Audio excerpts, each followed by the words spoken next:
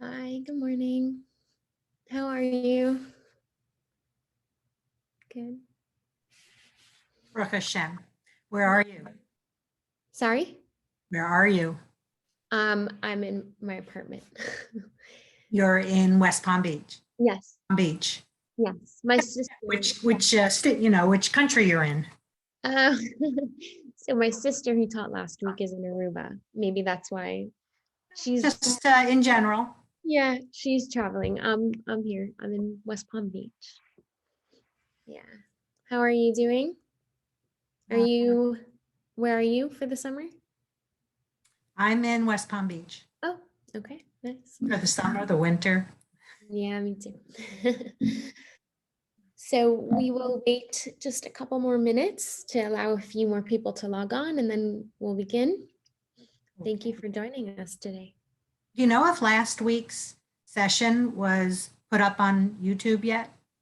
That's a good question. I don't know. Myra would know. Myra. Yeah. Good morning. I probably might have.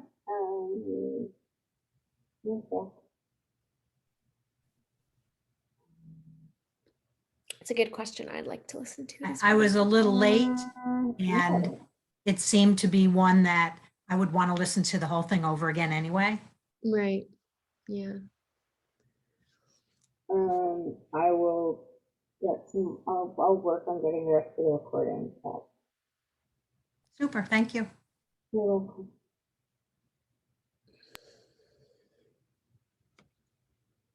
Okay. I guess we will start in just one more minute and I'll share my screen. Malka, I'm gonna put it up on some chat just to jog people's memories. You're what? Yeah. Place the link on WhatsApp, some of the ladies' chats. Sure. And then we'll start. Small group is also nice. We can have more of a chat. Okay. So, what just happened to my screen? I just did something weird. Okay. So last week, my sister started chapter 4 of Pirkei Avot. I think she did the first Mishnah of the chapter. So today we are going to do another Mishnah in chapter 4. I didn't want to move on from this chapter just yet because there's so much, so many important themes. So today we're going to discuss the theme of humility, which presents itself in a few places in this chapter. But this Mishnah that we're going to learn is very short and very sweet, and it may seem somewhat simple at first, but we're going to go into a discussion. And because it's just a small group today, please feel free to ask questions and we can make this more of a discussion. So yeah, we'll start. I will share my screen. So this Mishnah is, so this is chapter 4, Mishnah 4. Update that. And this Mishnah is actually written by Rabbi Levitas, who, interestingly enough, never appears again in the Mishnah. So this is the only phrase, or this is the only teaching that we have from Rabbi Levitas, which is just an interesting point. Most of the other rabbis of the Mishnah will not repeat themselves. They will come up many times. They had many different teachings, and they'll show up multiple times throughout the Mishnah. This rabbi happens to only have this teaching within the Mishnah.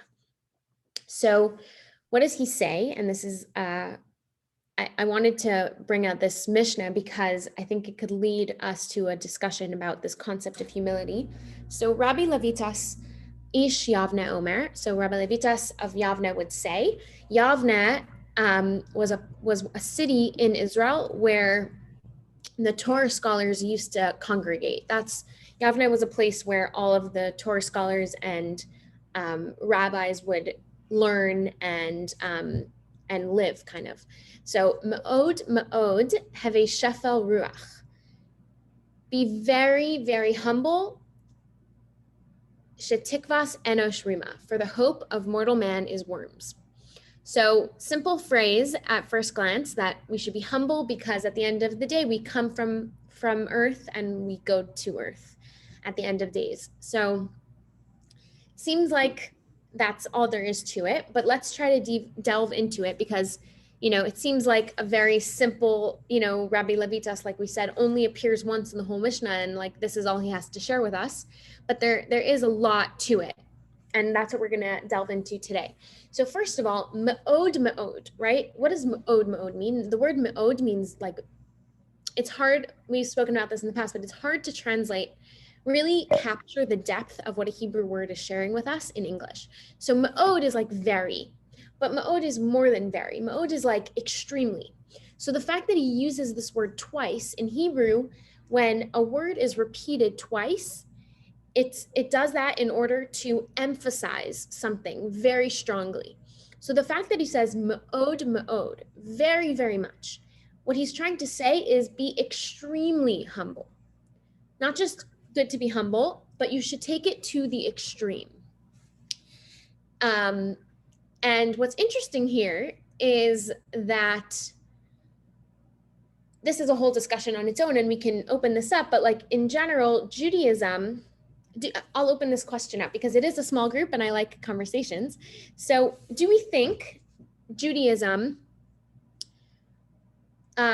promotes extremism? Do you think Judaism, is extreme or wants us to be extreme? What do we think?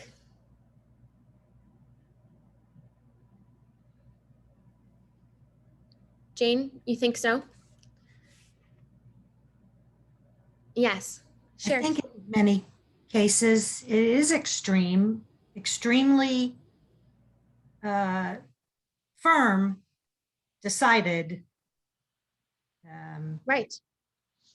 So yes, Maureen, on one hand, Judaism could definitely seem extreme. And, there are different extremes, like everyone has their extreme is relative, right? Because let's say, for me living as, a religious Jew, living the full gamut of a religious life isn't extreme because it's something that I lived my whole life. But perhaps for someone living a more secular life, the lifestyle that I live is extreme, right? For some people, turning off your phone for 24 hours, not touching electricity is very extreme. Last Shabbat we walked, my husband and I live on the 9th floor of our building, and when we came to the lobby, we were going to take the stairs and the security guard was like, really? Like, you can't just take the elevator? I'll press the button for you. Like, you're going to walk 9 flights? And we were like, no, we don't even go in the elevator, even if someone presses the button for us. And I could see on his face, he's not even Jewish. For him, we're very extreme, right? Like, they can't even stand in the elevator. Like, my goodness, but for us, it's not extreme because this is our normal, right? So we don't see it as extreme, but for someone who's not Jewish, never heard the concept, he's like, you can't even go in the elevator. That seems a little extreme. But, for me, like, not taking a break from electricity, not taking a break from my phone, even one day a week, is extreme. Like, for me to be occupied with my phone every single day of the week, that would be extreme. So I definitely see how extreme is relative, right? For each person, extreme is measured differently. But in general, the Rambam teaches us what Judaism's perspective on extremism is. And like I said, extreme is relative, of course. Like, if somebody isn't, like, for some people, all of the laws of the Torah may seem extreme, but, the Rambam was obviously talking about in the context of Jewish law. But the Rambam says something interesting. He says that the middle path is the path to take, always. That extremes are never good. You should always take the middle road. And the Rambam actually, if anyone knows a little bit of background on who the Rambam was both a physician and a great rabbi and Torah leader. So the Rambam actually has a whole, if anyone has ever heard of the Rambam diet, the Rambam was a physician, and he focused on health through foods and exercise. And the Rambam actually has like a diet, almost not a diet like we think of nowadays, but the Rambam has certain laws, like principles of health, that he says if everyone would follow, they would live a long, healthy life. And so the Rambam says in both physical matters and spiritual matters, extremes are never healthy. And we know this about dieting, right? When people go on extreme diets and they cut entire food groups out of their life, often it's not sustainable, right? I'm never eating sugar and I'm never eating carbs again.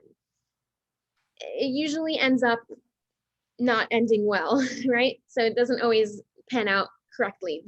What we've seen even from like health culture, that the more balanced a person is, the healthier they are.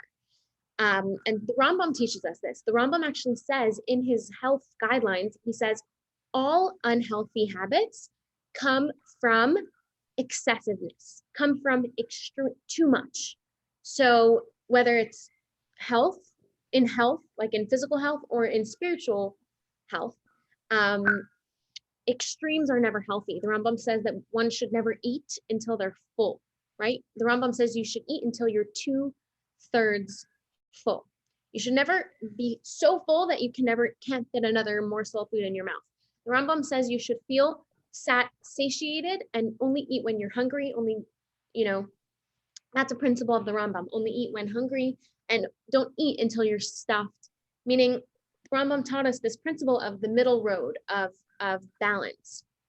And so in Judaism, we do follow this principle of balance, of a healthy balance. And that this is a concept we've spoken about in the past of, to be a Jew means to not go to a spiritual extreme and be a monk living on a mountaintop and only focus on spirituality. Judaism very much promotes balance of spirituality and physicality and merging the two. An example of this is, in other religions, the holiest member of the religion, whether it's the priest or the monk, they are usually celibate, they don't get married, they don't have children, they don't have a family, which is an extreme, right? That's unnatural for a person to live alone and not be married. But for them, the more holy you get, the more extreme you get.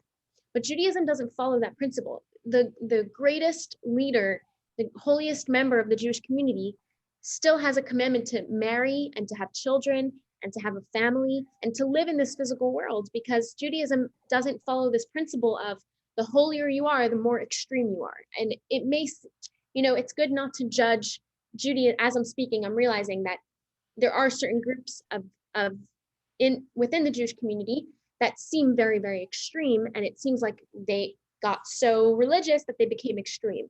But there's a phrase, don't judge Judaism based on the Jews, right? There's Judaism as it is meant to be, and then there's the way us flawed human beings take it to extremes. But essentially, if we look at what the Rambam teaches us, extremes are not a good thing according to Judaism. We're supposed to live a balanced life. And that's why we don't believe in celibacy. We don't believe in neglecting physicality. We don't believe in living this life of, total spirituality. And we believe in embracing our bodies, embracing the physicality of this world and infusing it with holiness, infusing it with spirituality. And that's the balance of physicality and spirituality. So in general, Judaism does believe in this middle road, in this balance, not to go to either extreme, in physical matters and in spiritual matters. However, like we read in this Mishnah, Rabbi Levita says to us to be extremely humble. So this is where we get to an exception. So there is one exception, according to Rabbi Levitas, according to the Mishnah.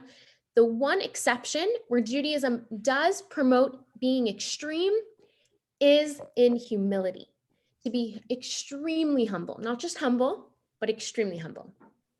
Now, we can argue what would be, or let me ask you guys, what would be the issue with extreme humility? What could be the downfall of that? Where could we go wrong when it comes to taking humility to an extreme? Any thoughts? Yeah, Fern. Good morning. Hi. Okay, I think, wait, am I muted? Am I, okay, okay. Well, if you, certainly moderation is, I think, a principle of Judaism. So I feel like, if you can go overboard with humility, which would also blind you from your family's needs, from other people's needs. In other words, today it's called virtue signaling. And I think that's, Right. that is not something that is a Jewish value. Right. So I think what you're saying, Fern, which is so interesting, is that if a person is being humble in order to show off their humility, that's not really humility. Really, what that is arrogance disguised as humility. Right. Yeah. So humility taken to an extreme seems, if we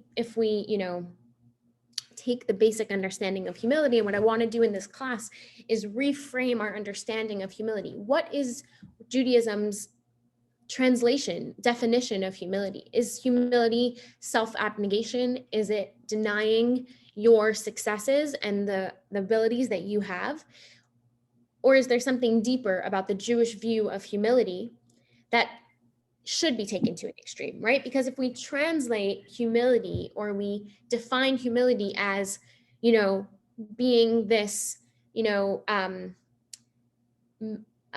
like losing your self-esteem and, denying self-confidence and not being realistic about your abilities and your talents and your strengths, why would that be a good thing to be extreme about, right? It's not good to deny who you are, the talents that you have, right? Just like we have to acknowledge our negative traits, the things that we need to work on, the things that we are lacking in, so too we also have to acknowledge the things that we're good at, the things that we excel in. And so why would it be a good thing to be extreme about being humble? And this is where Judaism's understanding of humility is really mind-shifting and really different than the way we think of humility in basic terms, So what is humility according to Judaism? So if we look into the Torah, where does the Torah speak about humility? First and foremost, the Torah says that Moses, it says about him, these exact words, it says, Moses was the most humble man on the face of the earth. Moses, the greatest leader of all time, the leader of of the Jewish people, the man who brought us the Torah, the man who was able to speak to God face to face, the man who had the confidence to approach Pharaoh and demand, let my people go. This Moses, with all of this confidence, the man who actually, Moses, was able to confront God and say, God, how could you do this to your people? This is not okay. So Moses, who seems like this ultra confident, amazing leader, is described in the Torah as the most humble man to ever walk the face of the earth. So how did Moses balance these two personalities? The confidence to speak up to Pharaoh and to speak up to God and to lead the Jewish people through the sea and through the desert to the land of Israel. And yet he was the most humble man to ever exist. And another example of this is King David. We spoke about King David a few classes ago, but King David writes in Psalms, he says, I am nothing. I am from worms. I am from earth. And he describes himself as a nothing. And yet King David was the one who conquered Jerusalem. He was the one who led the Jewish people to conquer the land of Israel. And how did King David balance these two extremes of being this mighty conqueror and king of Israel, and also describing himself as a nothing? So there has to be a different understanding of humility in Judaism, right? And what Judaism teaches us is that humility is not what we think it is. Being a humble person is not denying your strengths. It's not about a lack of confidence. It's not about self-abnegation. Humility in Judaism is self-transcendence. It's realizing that we are creations of God. And therefore, all of the talents and all of the strengths and all of the abilities that we have are gifts from God and things that God gave us when he created us and in each moment, right? And so when Moses stood up to Pharaoh, when Moses had the courage and the strength and the confidence to lead the Jewish people out of Egypt, it wasn't because he didn't know who he was. It's specifically because he knew his strengths, he knew his talents, and the key is he knew that these strengths were not his. They were not from him. They were strengths that were given to him by God, and therefore he had a divine mission to do these things. It wasn't about him. And when it comes to humility, really what the Torah teaches us is it's not about to let go of that feeling of self, of I am because I am, versus I am because God gave me these abilities, right? I am not who I am with all of my strengths and talents because I created those strengths or talents. I am because God has blessed me and he has given me these abilities, and therefore I have a duty. I have an obligation to be a conduit of God's light in this world and to transmit that to others. And so humility is not delusion in Judaism. Humility is not, like Fern was saying, virtue signaling, saying, I'm nothing, I'm nobody, I just want to be selfless and give to others. That's not what humility is in Judaism. Humility is the ability to not be delusional, to realize who you are, to realize your strengths. But the only way to fulfill your potential is to realize that these strengths are not my own. They're not about me. They're about a gift and a talent that God gave me to pursue a certain mission in this world. And it says that Moses knew, this is what the Rebbe explains about Moses, that he knew his talents. Of course, how could he ever stand up to Pharaoh and lead the Jewish people through the desert if he didn't know who he was? He knew who he was. But the Rebbe says that Moses would say, had these talents, had my circumstances been given to someone else, perhaps they would have done better than I. And so what Moses would say is, all the things that I am are a result of the circumstances that I was born into, the gifts that I was given, the family that I was brought up with, and the talents and the mission that God gave me. But Moses would say the way he humbled himself was by saying, perhaps if God had given my life circumstances to somebody else, that person would have done better than me. And that's how he was able to have this true humility. And so it says Moses was truly able to speak to each person with real humility. It's not like he was saying this to himself to make himself seem humble, right? Like you were saying, Fern. He was truly humble, and he truly felt in the presence of every single Jew that he led, he felt humble in their presence, because he said, if this person was chosen by God to have the talents that I have, they would have done more than me. I am not doing as much as they could have done had they been in my place. And so he recognized that his abilities, and the only reason he was able to lead the Jewish people, was because he noticed that these things were given to him by God. In Hasidic philosophy, one of the focuses is simcha, joy, right? To serve God with joy. And before understanding what true humility is, it's very easy to see humility with, not sadness, but definitely solemn, quiet, meek, right? Those are words that we may have associated with humility.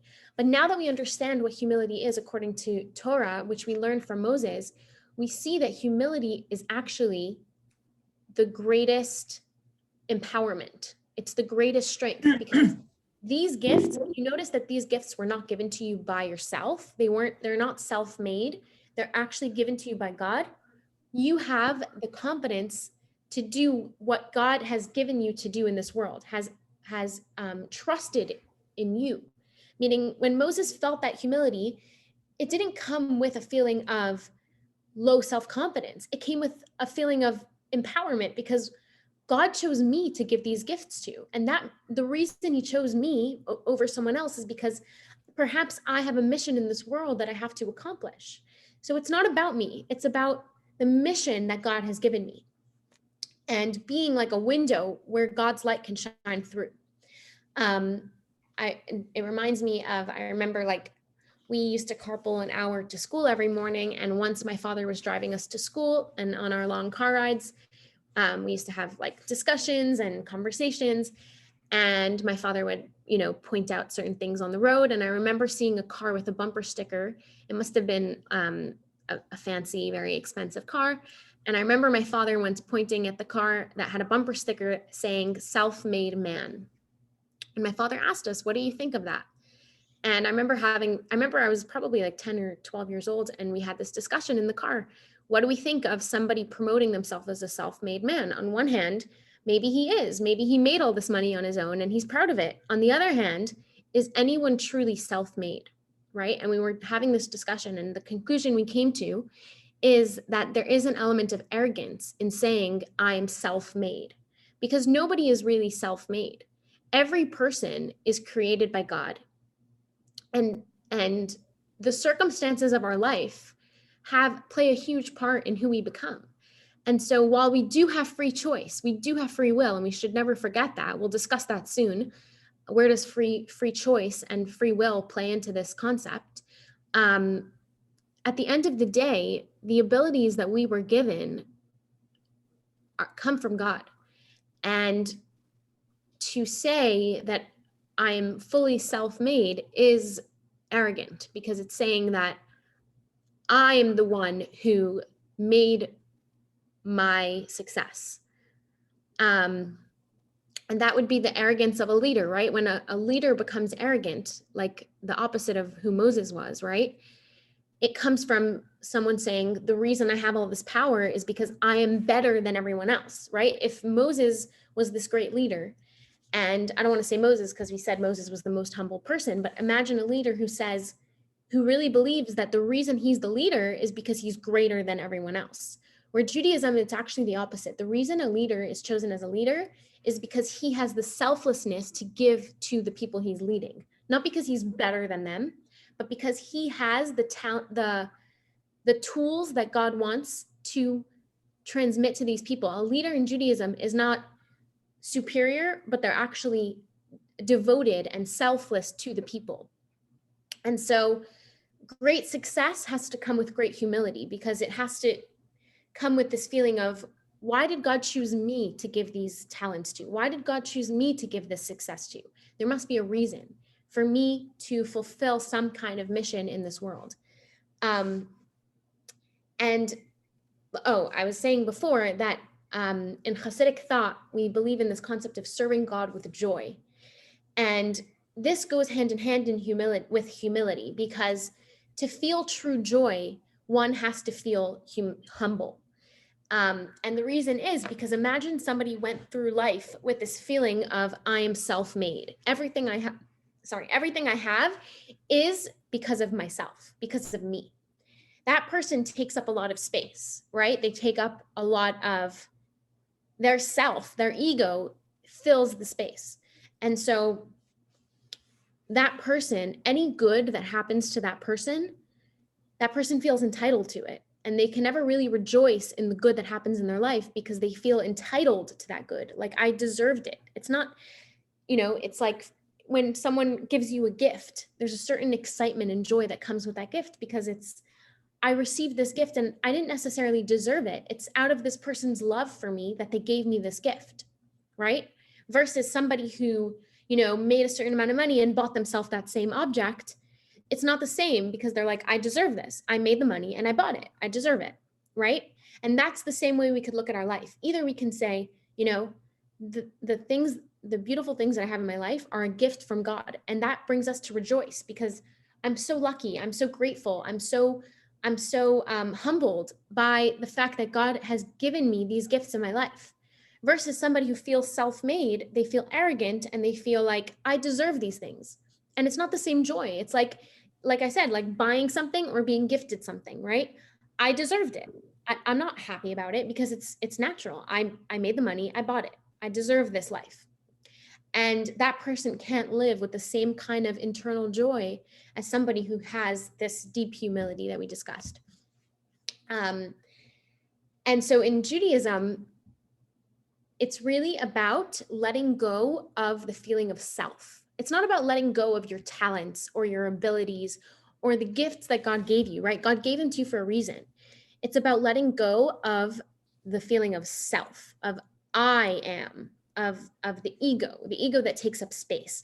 There's a famous Hasidic story of a man that once came to the third Rebbe, the third Lubavitch Rebbe, and he said to the Rebbe, as like a complaint, he said, everyone in the synagogue walks all over me. And the Rebbe responded to this man, when you spread yourself out throughout the whole synagogue, where else do you expect them to walk? And this story is often brought to bring out this idea of when your ego is taking up all of the space, it's very hard to feel joy. It's very hard to feel appreciated. It's very hard to feel connection with other people. You're going to end up feeling walked out all over because your ego is spread so wide. There's nowhere else for other people to walk. And so this concept is that people who feel humility feel more joy in their life.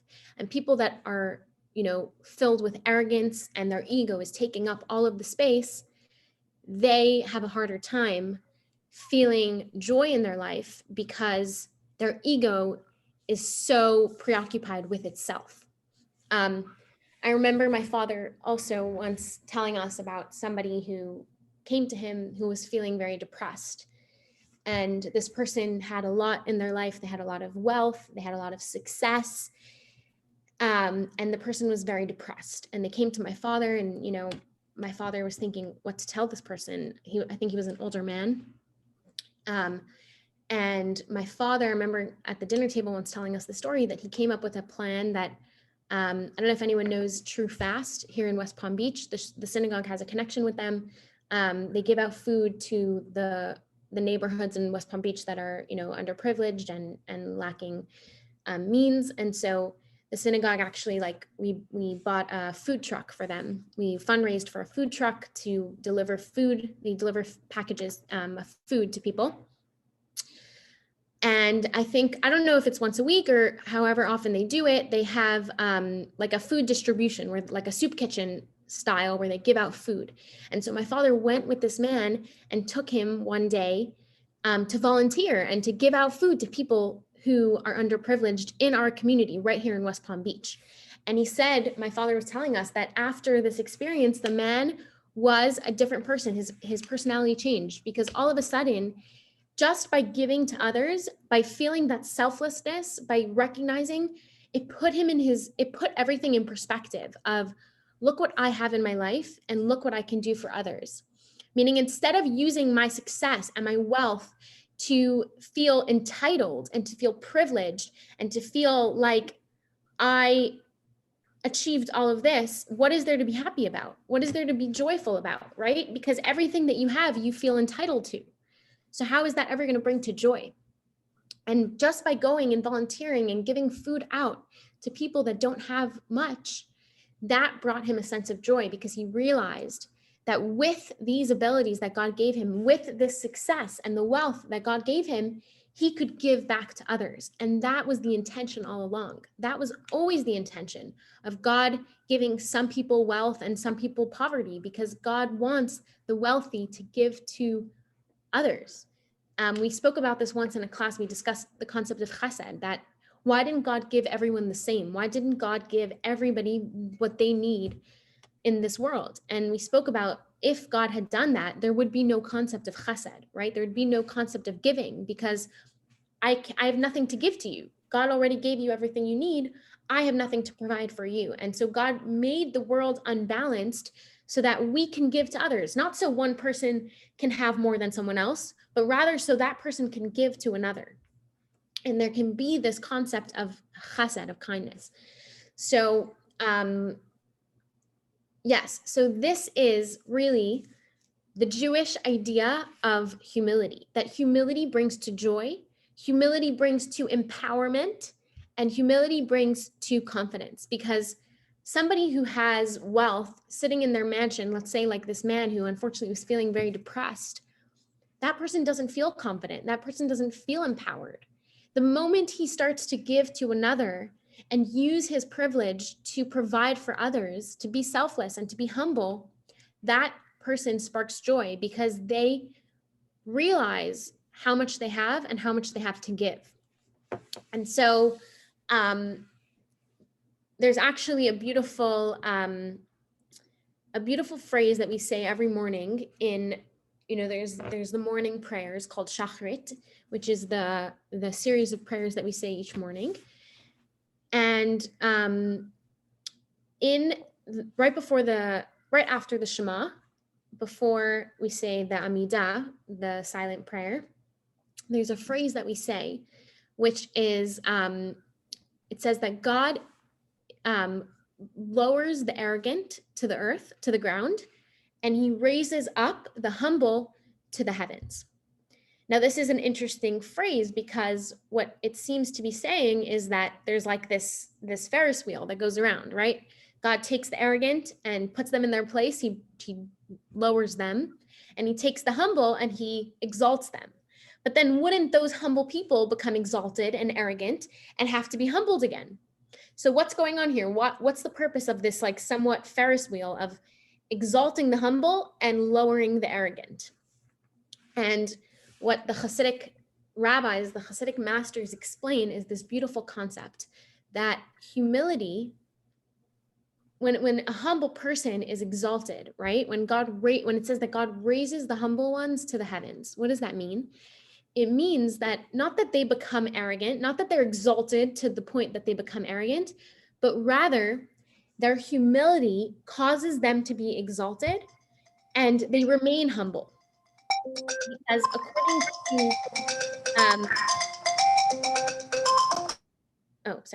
according to the Hasidic thought, humility is what raises a person up. The greatness of a person is according to his humility. And on the flip side of the coin, the lowliness of a person comes from their arrogance. So it's like almost a natural process that someone who is feeling arrogant that's the lowest they can go. That's like the lowest that person can be. And someone who's feeling humble is naturally exalted because their humility is their greatness. And that's like a key to know, like when a person is feeling humble and they're feeling grateful, that is when the person can realize they're at their height. They've achieved a certain greatness. On the other hand, if someone's starting to feel haughty and egotistical and arrogant, that's a moment to realize that they've reached a low place. And so this really explains, I think, how Moses and King David and other great leaders in Jewish history, but really characterized by Moses, how Moses could have been this leader and legendary leader of the Jewish people who led us out of Egypt, and simultaneously the most humble man to walk this earth. Because as we just explained, it's not that the two are separate. He happened to be great and he happened to be humble. No, rather, because of his humility, that is why he was so great. Because somebody who is humble is standing in the presence of greatness. They're recognizing that their greatness comes from God, from the infinite God. And so if somebody is getting their greatness from God, and they're recognizing that greatness comes from heaven, it doesn't come from themselves, from their ego, from their own abilities, that person has reached the height of greatness, because there's nothing greater than being in the presence of God. There's nothing greater than being a vessel, being an open vessel to receive God's blessings and to receive God's empowerment. And somebody who's arrogant, it says ego is like a blockage. It like creates this blockage between you and God, and between you and your mission in this world, because your ego is getting in the way of everything. Like the story of the man, his ego was spread all over. There was no room for him to connect with others because his ego was blocking, it was getting in the way. And so someone who feels egotistical is drawn down, is brought down to the lowest point, because they have no, they're not an open vessel for God's blessing, for God's transcendence. And so humility is not self-abnegation, it's actually self-transcendence. It's focusing less on yourself to be able to accomplish great things and to transcend yourself and to connect with God, who is transcendent. An example, I once heard of this, and I feel like I'm witnessing it now with, I have a little baby at home. And something I noticed about babies is that they are the neediest of beings, right? They need so much, and yet they bring the most joy. And you ask yourself, like, how could someone that, like, officially provides no feedback, really, like they're not really at a stage where they're giving, right? Only when they get older, they have the ability to give to others. A baby doesn't really have the ability to give. I ask myself, how could a baby who doesn't give much, right? They take a lot. How could they bring so much joy? And not just to the parents, like I'm filled with joy when I look or hold my child, but even when I take her into the elevator of my building and people look at her and they light up, right? Babies just like have this ability to make people light up. You look at a baby and you just feel joy because they bring joy to people. And it's like, how could someone that doesn't give anything bring so much joy? And I think what the answer may be is that even though babies are needy, babies are, I think, the humblest of all, because there is no ego in a baby. A baby has no ego. A baby needs a lot, but there's no like ulterior motive. There's no like manipulation. A baby has their needs and they'll cry until their needs are met, but there's no feeling of ego. It's just like a self. Like the baby doesn't feel this ego like they need, as adults, when we develop our ego, certain things that we do are motivated by that ego. And, even if it's not explicit, it's more subtle, but it's still there. The more we work on it, the less so. But I think what's so powerful about a baby is that they don't really have a sense of self yet. And so they can't have a feeling of ego. They don't have any arrogance because their feeling of self is it's almost like just the way God made it to be. Like, you are yourself, but you are yourself to give to others, not because you are this great, person that created all of these abilities. And no, God gave you these talents. And instead of focusing on the self, focus on what you need to do in this world. And that's what a baby is, I think. Like, they focus on their needs instead of their ego. And that self, it's not selfless, because a baby isn't selfless, but their self isn't occupying any space. It's just pure goodness and pure godliness. And that's, I think, the more it shows, I think, sorry if I'm like trying to grapple with this point myself, but like, because a baby is so humble, a baby lacks any form of ego, godliness can really shine through a baby. And I think that's why babies like bring joy to any circumstance, because you really see godliness in the eyes of a baby. And I think partially that comes from the lack of ego in a baby, the lack of arrogance. Yeah, just a thought that I had.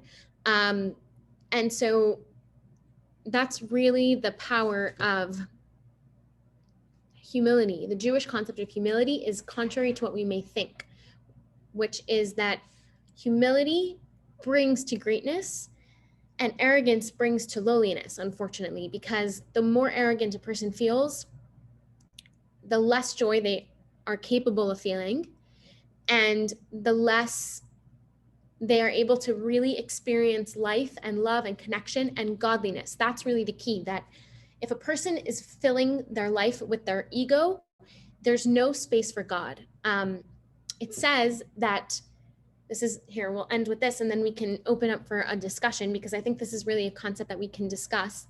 It says that ego, arrogance, is compared to idol worship. Ego is like idol worship. And this brings us back to our original point of the whole class, which was that Rabbi Levita says in the Mishnah that we should be extremely humble. And this is why. Because according to the Gemara, it says that arrogance is like idol worship. Now, why would arrogance be compared to idol worship? And this is why we have to be so extreme about arrogance, because it's compared to idol worship, which is the worst thing that a Jew can do, to separate themselves from God. So the reason why arrogance is compared to idol worship is because arrogance, in a sense, is a denial of God. Arrogance is denying the existence of God in a small way, right? And that's what idol worship is. Idol worship is denying the existence of one God by worshiping another God. Arrogance is the same thing. Arrogance, instead of worshiping another God, you're worshiping yourself. You're worshiping your ego. So that's why the Torah compares arrogance to idol worship, because when a person feels arrogant, they fail to recognize that God is behind all of their abilities. God is behind their success. God is behind their talents. God is behind their everything that they have. And so when a person feels like, I am the source of my abilities, I am the source of my talents, I am the source of my life, that's an arrogance that denies God in the picture. It denies the existence of God. And humility, on the other hand, if arrogance is compared to idol worship, then humility is the ultimate service of God, because what you're saying is everything I have in this life comes from God. And so there's no reason, there's no space for ego, there's no space for arrogance, because everything that I have in my life is a gift from God. And so there's no place for arrogance in this picture. And so, it just shows like, this is why the one area where Judaism does promote being extreme is in the realm of arrogance. Be extremely humble, because being extremely humble is really the essence of serving God, because you're saying everything I have comes from him, and nothing that I can't take personal credit for that. And I actually mentioned before that we would touch on free choice. So where does free choice play into this, right? If everything I have comes from God and I can't really take credit, personal credit, like a self-made man, I can't say that I'm self-made, everything I have comes from myself. What about free choice? What about the choices that I made? In Judaism, we believe in free choice, right? We believe that we have a certain degree of free will, and the places, the places that we got to in our life are a result of the choices we made. So where does that play into this? How can we really see that God, really believe and feel that God gave us everything we have, and there's no place for arrogance, when I feel like I made certain choices to bring myself to this place in my life? And so what Hasidic philosophy teaches us is that ratzon, which is will or choice, that ability was given to you by God. And so the very essence of your free choice was a gift to you by God. The only reason you can make those choices in your life is because God gave you the authority to make those choices. And not only that, but your choices are not fully objective, meaning if you were in a different circumstance, you wouldn't necessarily be able to make that choice.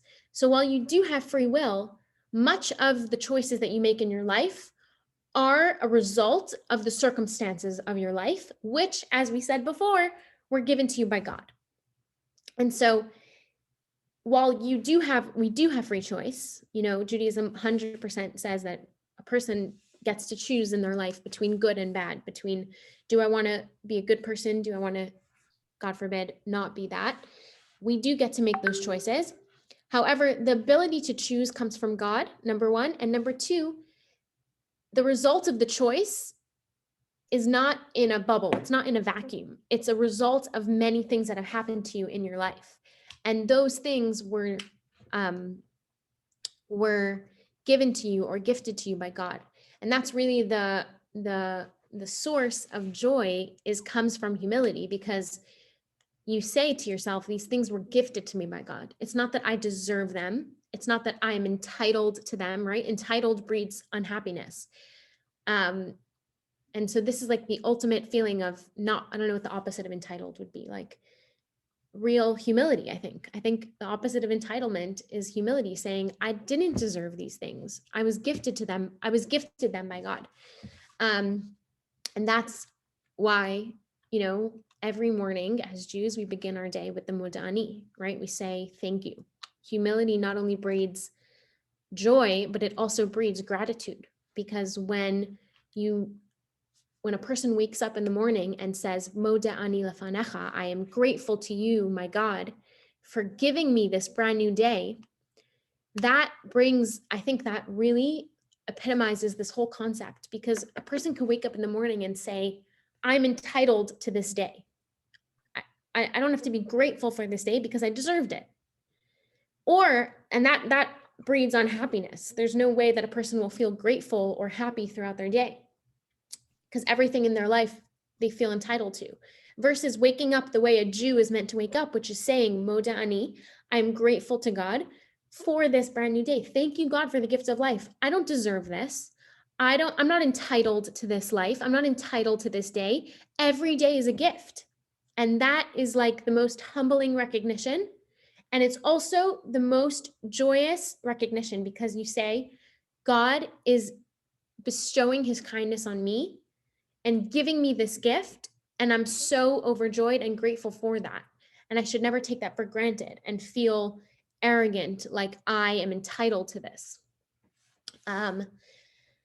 So that is why humility can be taken to an extreme, or should be taken to an extreme, because it really touches on all of these concepts of joy, of gratitude, and of feeling, gratitude to God in every moment of your life, from the moment we wake up and say the Moda'ani. So I think now we can open up for a discussion, a wider discussion on this concept, because I think there's a lot to discuss. So we have like 5 minutes. If anyone wants to share their thoughts on humility, on entitlement, on gratitude, I would love to hear.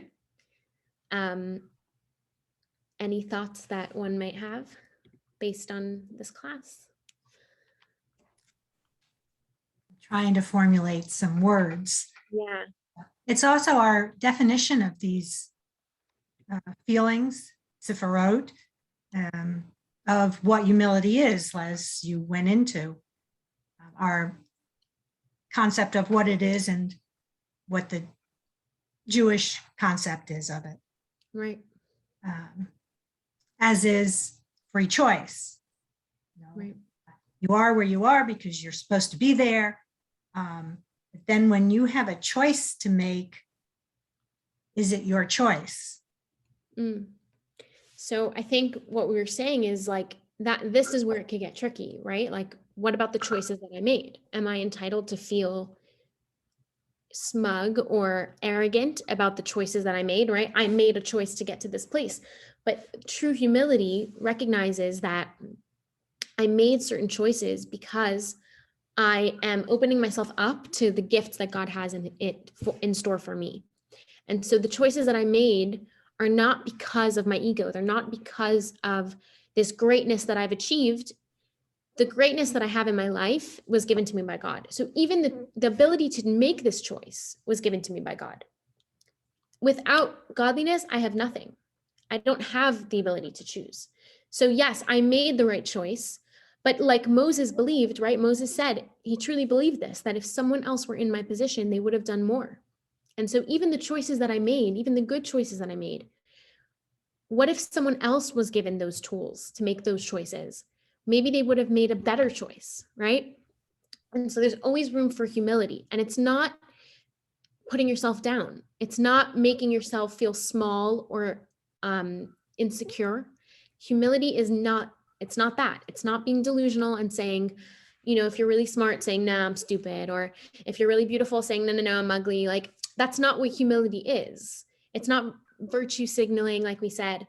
Humility is recognizing that the things I have in my life, the talents that I have, the gifts that I have are from God.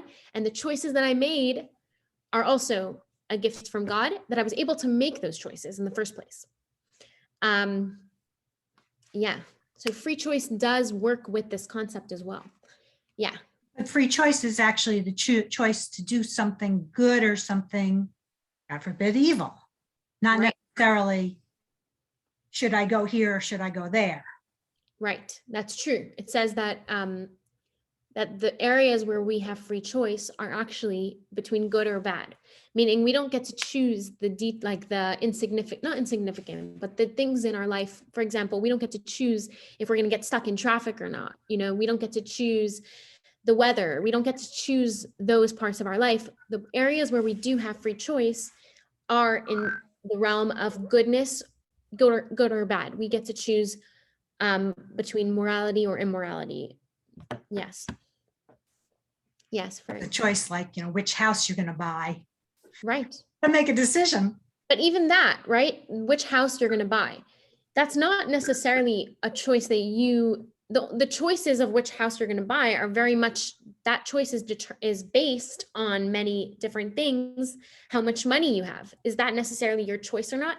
God made some people rich and some people poor. So even the choices that we think are free choices are really have a lot of determination by our circumstance, which was given to us by God, right? So the house I'm going to buy is based on the lifestyle that I was given by God, right? Yes. Right. I was going to say something else, but just in response to that, I think for a Jewish person who observes Judaism to whatever degree, buying a house is not only about means. It's about what community do you want to be in? Are there Jewish schools? Are there synagogues nearby? Can you get kosher food? I mean, this has always been a consideration. You don't live out in the sticks and have this farm that you could just, do your own thing. Some people do, but they also have a house in Manhattan. So, it's on so many levels. And I think really what we're talking about is you have to really give yourself, you have to have an inner strength to decide, to evaluate, to decipher, to analyze, maybe quickly, maybe not so quickly, what the value is and how will this be a contribution to my family, to my community, and so on and so forth. So everything does have a decision. You have to have some foresight and see if you can affect some positive impact. But Right. And there's a lot of considerations that go into a choice, right? We say free choice, but there's so much that goes into that free choice. Right. And I was just looking up ego when you were talking about infants. That's interesting. The ego doesn't develop, starts to develop, this is Freud, but in the first 3 years. Wow. So they're born with id, which is needs. Yes. And it's and then ego develops over the next 3 years. Yeah. Thank you, friend, for sharing. I love when I felt like I made an observation and then like it was confirmed by what you're saying, which is so like I felt like I'm witnessing it with Right. having a 5-month-old, and I feel like I'm seeing that, and then you're like, oh, there's actually science behind this. It's true. So yeah, it's interesting. The ego, babies are really born with no ego. How fascinating. Like there is, and I feel like maybe that's why babies inspire so much joy in people that look at them. Like, what did the baby do for you? Nothing. They didn't give you anything. They didn't provide you with anything. I mean, they provide you with love and you know, connection, but like the baby didn't like give you something that you are feel light up when you see them, right? It's really this like lack of ego that allows God to shine through. When you look at a baby, you really see godliness.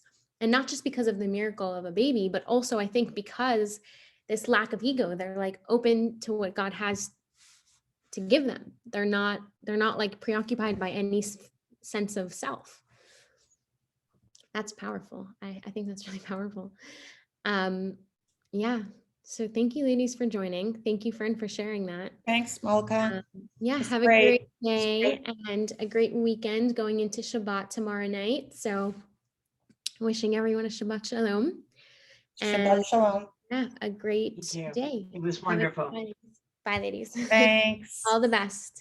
Shalom. Thank you.